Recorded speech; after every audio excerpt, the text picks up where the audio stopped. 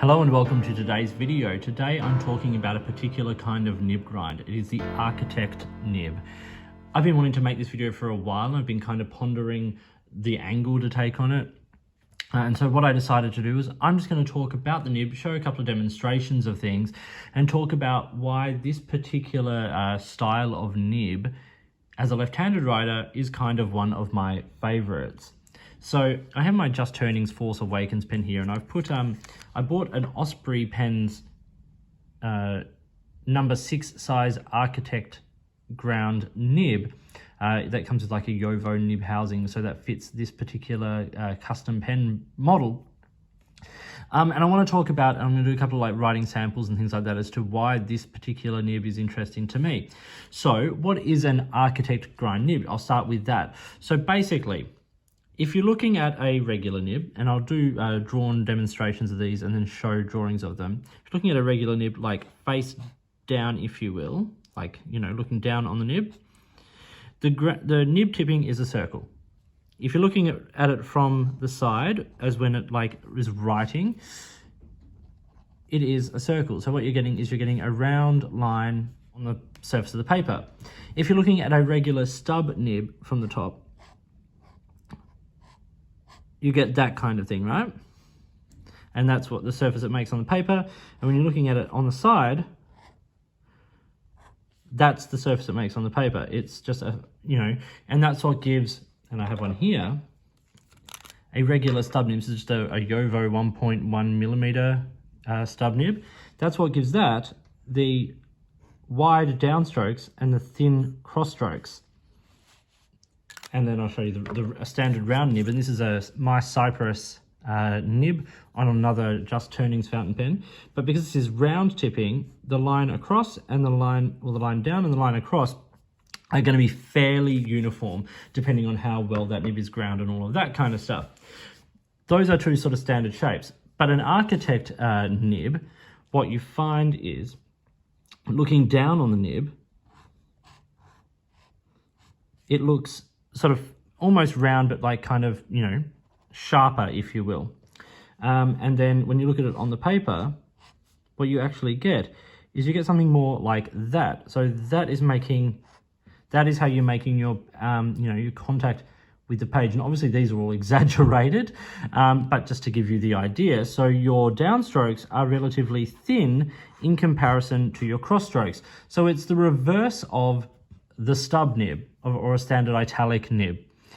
You can see it almost sort of comes to a point across the line. As I said, it's kind of like the reverse there of a stub nib. So I'm a left-handed writer. I've always had kind of trouble with stub nibs. And if I'm doing a writing sample with this is a standard 1.1 millimeter Yovo stub nib, it's fine, but you've got to make sure that all the angles line up well, because you're really changing the angle by 90 degrees of what the right-handed writer would get from the stub nib there. And now I'm going to show that even further exaggerated. I have here a Pilot Parallel. So this nib is two flat plates, kind of giving the exact same result as the stub nib. So we get the wide downstrokes and the thin cross strokes. Now this is the 3.8 millimeter one, so we are getting a huge exaggeration here. Okay, so as the left-handed writer, that's the angle like I kind of get from it. A right-handed writer,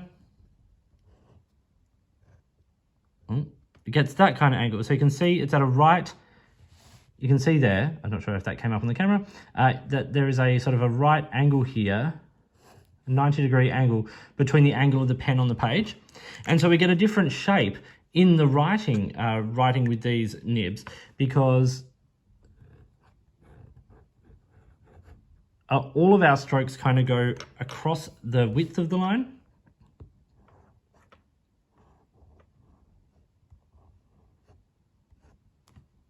So as a left-handed writer, stub nib, not my personal favorite.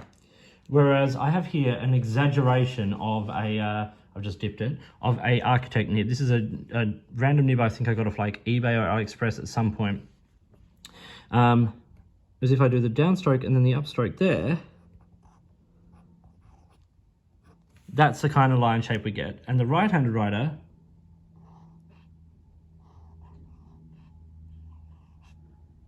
gets something closer to what a left-handed writer gets with a stub nib. So basically, in short, after all of this talking about it all, for me, I kind of treat the Architect nib grind as a bit of a stub nib to give the line and shape of the line from a right-handed writer. I will say this particular nib is not the most exaggerated Architect, which is another reason why I pulled up these two extreme versions to really show it off. But the bigger the nib tipping and the bigger, you know, the difference between the up and down stroke, and as I sort of showed you, like the downstrokes on this one, the cross strokes, yes, they are clearly different, but obviously the more variation you get, the sharp, as with the stub nib, the more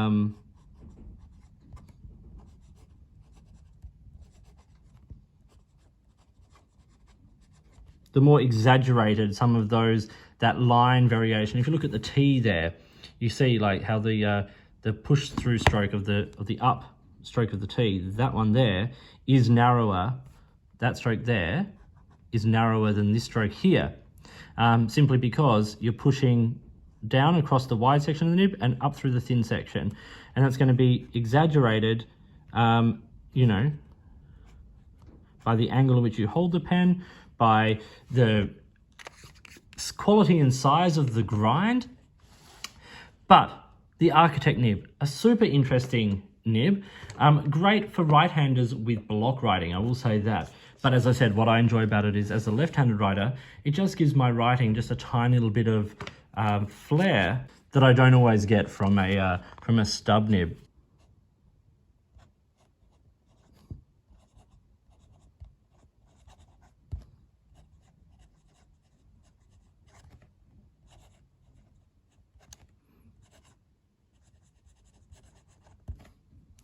I've rambled, I've spoken about things.